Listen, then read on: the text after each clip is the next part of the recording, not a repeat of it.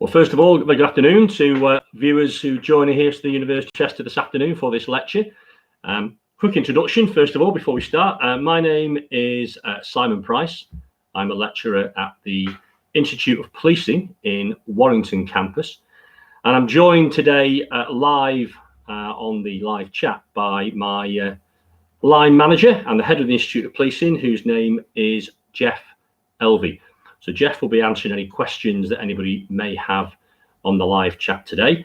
And obviously I'll be conducting the lecture with yourselves as we go along. So first of all, I'll say a very warm welcome to all of you. Just let me tell you a little bit about both of us really before we start the lecture this afternoon. Let me talk about Jeff first, because obviously he can't speak for himself. Jeff is the head of the Institute of Policing now. He's a former colleague of mine in Cheshire Police, where he worked for the most of his working life before he came to the university. He was in the Royal Navy prior to that. And like myself, Jeff was a detective, and he was also a senior investigating officer for homicide, which is what we're talking about this afternoon. Jeff's been the head of the Institute of Policing for some years now, and I joined him in 2015. I worked for Cheshire Constabulary for 30 years, between 1985 and 2015, when I retired after 30 years service, and I was also a senior investigating officer, or SIO, for homicide. And what I want to do today, if I can, is to try and dispel some of the myths that I think exist out there in terms of what the SIO actually does when a homicide takes place, because there are an awful lot of myths out there, some of them of which are predicated by things like the media and television. Just want to say a very quick bit, if I may, about the programs that we offer at the Institute of Policing, and that's how that links in to very much what I talk about today and what I talk about in the lectures that I conduct during the academic year. We run two programs, both of which are policing related, and whilst I'm not here to talk about those today, I would draw your attention to the fact that we have two virtual open days next Friday and Saturday. So if you wish to join us for either of those, please look on the University of Chester website where you can find the details. And again, more information about the programs that we offer at Padgate campus over at Warrington. So what I'd like you to do before I start the lecture today is just to think in your own mind about what your understanding is of murder investigations in this country and what the police actually do and where you get that understanding from. For example, is it from what you read in the news? Is it from books that you've read on the subject? Is it from television dramas or soap operas that you've watched and which, you know, you think paint a picture of the way the police operate? Some of that is factually accurate, but I'm here today to tell you what really happens.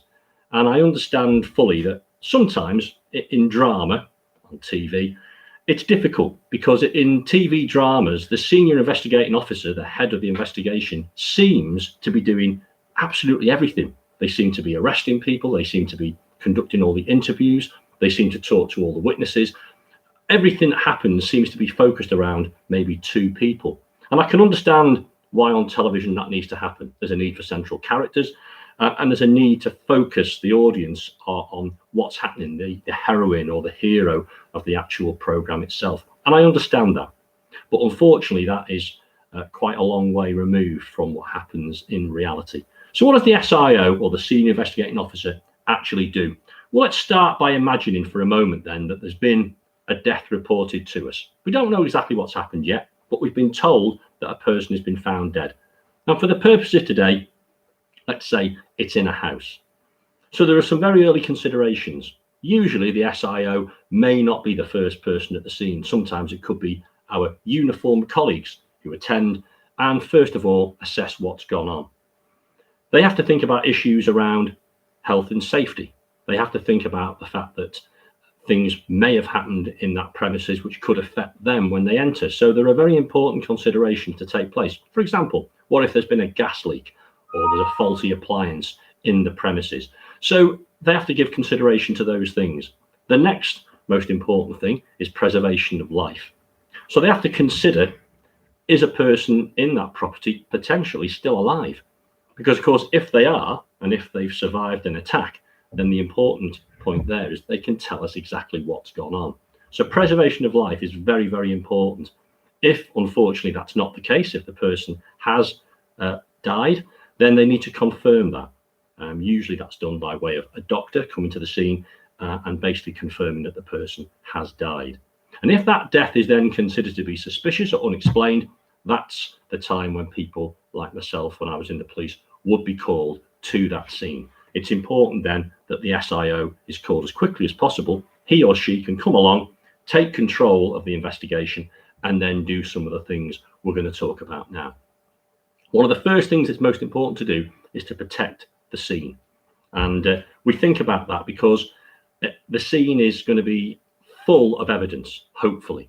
There's going to be things that can be done there. And the most important factor about that is if once the police are aware that something has happened, it's important they take control as quickly as possible and preserve any possibility for evidence to be gathered. So it's important that we set up what we call a cordon. And you'll have seen, I'm sure, either in real life or on the television, the scene tape, police line, do not cross, all that sort of thing, which looks quite exciting. And we have to put all that up. We have to establish what our cordon is going to be. We have to make sure that no one enters that cordon without permission. And somebody is given the role of being what we call the scene guard. It's a very important role. And they have to keep a log of who has gone in and who has come out. And we also make it quite clear that once we've decided that it is a sudden or unexplained or suspicious death, that no one enters that scene without full personal protective equipment. Now, what I mean by that is, again, referring back to television dramas, you'll see that on some of the programs that are on the television, certain people will wear what we call PPE. That's the full paper suit with the hood up, the mask, the goggles, the gloves. And then other people will just, for some reason, apparently walk into the scene just dressed as I am now, with not a hint of PPE in sight. That's very frustrating from my perspective. And I tend to get quite annoyed and quite wound up when I see that happening on TV dramas, because it isn't the case. That is not what happens, because it can't be. Anybody that walks into a scene dressed like me, well, the chances are they're going to be bringing evidence into the scene which wasn't there before, contaminating it, as we refer to it, and causing all sorts of issues for the investigation. So it's something which really, I have to say, annoys me, and something which really isn't true to life. So that's what happens. Full PPE, personal protective equipment for everyone who enters that scene. Then, as the police, we work on a thing which we will teach you about if you came and studied with us, the 5 building blocks of an investigation. Really important. And those are as simple as this. Preserve life, which is what I mentioned before. Unfortunately, if the person is already dead, then there isn't a great deal you can do about that, but it's very important that you try to save somebody if at all possible.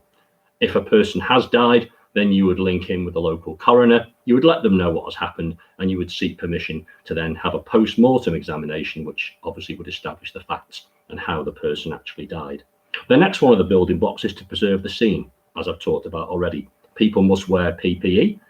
The CSI, the crime scene investigator, must be called out to the scene. If necessary, other experts will come along as well, such as a forensic biologist, a forensic pathologist, who may be called to the scene to work with the SIO and the crime scene investigator to establish the facts and establish what key areas of evidence need to be worked on as a matter of priority. The next of the 5 building blocks is to secure evidence. Now, that's a huge, huge issue. That can be things like witnesses, either at the property who know what happened, outside the property, people who are associated with the person that's died, a huge area in terms of witness evidence. We have things like house-to-house inquiries, where we would obviously go door-to-door in the area to establish if anybody was in or around the vicinity at the time that the murder happened. Has anybody been seen escaping? Have any vehicles been seen? And take a full account of all the people who were in the area at the time in an attempt to build a picture of what's going on. Also, we have things like what we call passive data. And by that, I mean things like closed circuit television or CCTV. Now, that, of course, could be on the houses nearby. Also, it could be in the local area. Many town centres and cities, as you will know now, all have their own CCTV. And we can link in with the operators, usually the local council. And what can happen there is that we can seize large quantities of CCTV, which now can all be digitally stored. So we don't have to physically watch every part of it. The important thing is that we take possession of it, so that if an issue arises later, we've got control of that, we've got it stored, and we can take it out and we can view it to see if something did actually happen. Other things such as automatic number plate recognition, or ANPR as it's known, which can help us to ascertain any vehicles that were in the area. Further investigations can be carried out then into who the owner might be and why the vehicle was there, etc. The next of the building blocks is to identify victims. Now, by that I mean sometimes we can end up with a scene. I've been to several myself in the past where we have a body, person who's died, and nobody has any idea who that person is. And there are no clues. They have no property on them, they have no identification, and sometimes it can be a difficult process to try and find out who that person is and then to inform their loved ones of what has happened. So to identify your victim is a really important aspect, to make sure you know who it is. And from there, we do a thing called victimology, which basically means that we try and find out as much as we can about that individual, because the old saying within investigation is if you find out how a person lived, the chances are that within their life is the answer to how they died. So it's a really important aspect to establish who your victim is and exactly what's been going on in his or her life. And finally, of course, we identify suspects. And if there is somebody that immediately jumps to mind, they should be arrested in order that we can try and preserve evidence as much as we possibly can, things from the scene that they may have taken away with them, things that link them to the offence. So those are the 5 building blocks. And we also work on another thing called the golden hour principle. And that's not particularly a period of 59 minutes and 59 seconds. The golden hour means the period immediately following the offence where evidence is abundant.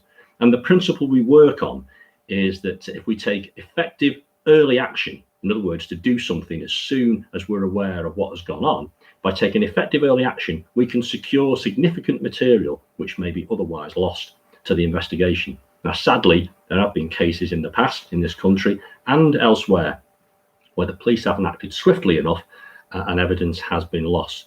So we will teach you about that golden hour principle, which can be applied to any offence at all, not just a murder. Think about a shoplifting, for example. There are things in a basic case of theft which would still need to be done in order that evidence could be secured quickly and then taken away to be used as part of the evidential case. So whatever the offence, whatever the size, whatever the magnitude of it, the golden hour principle still applies.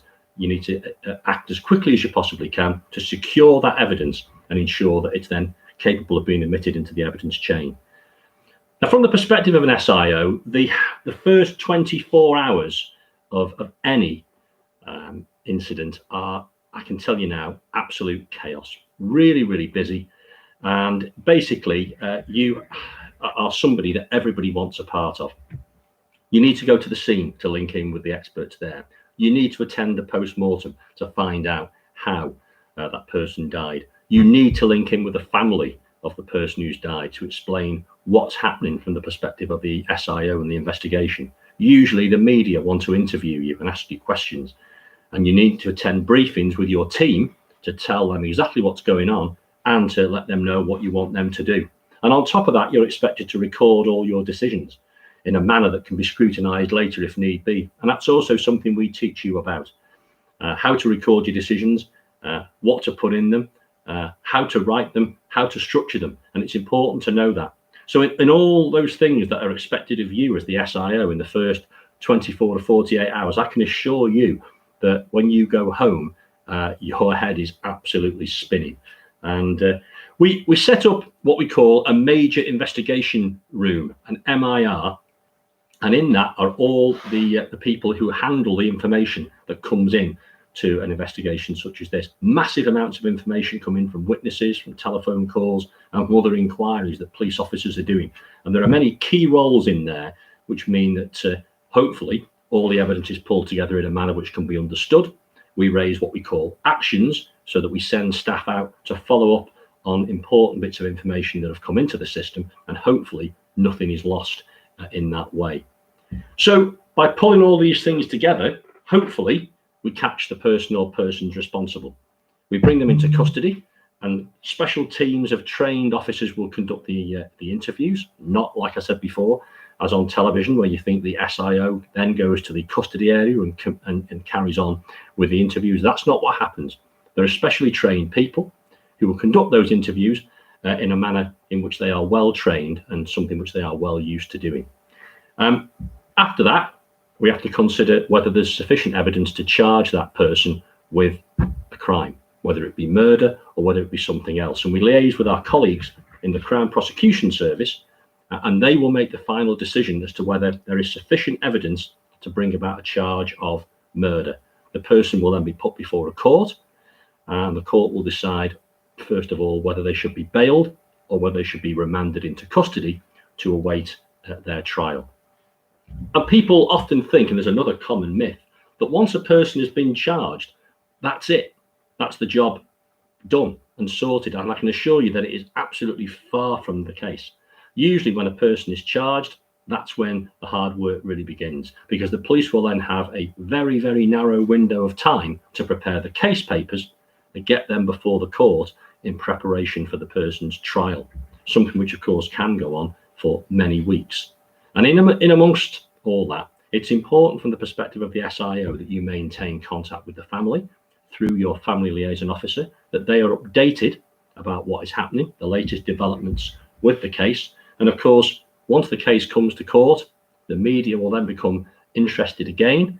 They will cover everything that's said in that Crown Court trial, and you may well end up having to do an interview or interviews at the end of it. So it really doesn't stop simply with a person being charged with the offence. Once a person's convicted, of course, there's still the aftermath. For example, you have to consider whether that person has been involved in other offences around the country. We do what we call a timeline, where we might look and see, well, where have they been at different times? Have they been in a place where there's an unsolved murder? Is there some other evidence that we can use to connect that person with other offences? That can all take place on what we call a slow time basis when the person has been convicted and sentenced to a term of imprisonment. So that's a 15-minute run through, or a little bit more than 15 minutes actually, of what the SIO does. I note that Jeff has been taking questions as I've been going along, but if there are any other questions from anybody, I'll certainly have a look through those and just see if I can anything that I can pick up.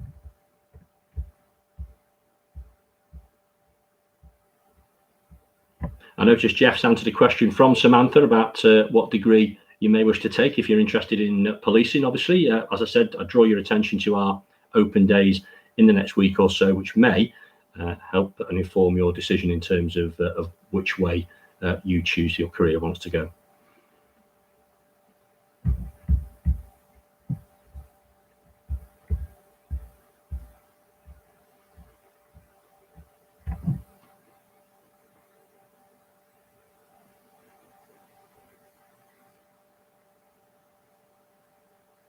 Okay, well, I don't see any more questions coming in on the live stream right now. So what I do intend to do is, other than before ending things, is say thank you very much for joining us.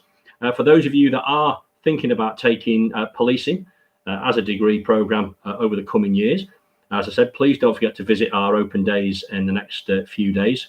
Log online to the Chester University website and you'll see the details of those virtual open days next Friday and Saturday.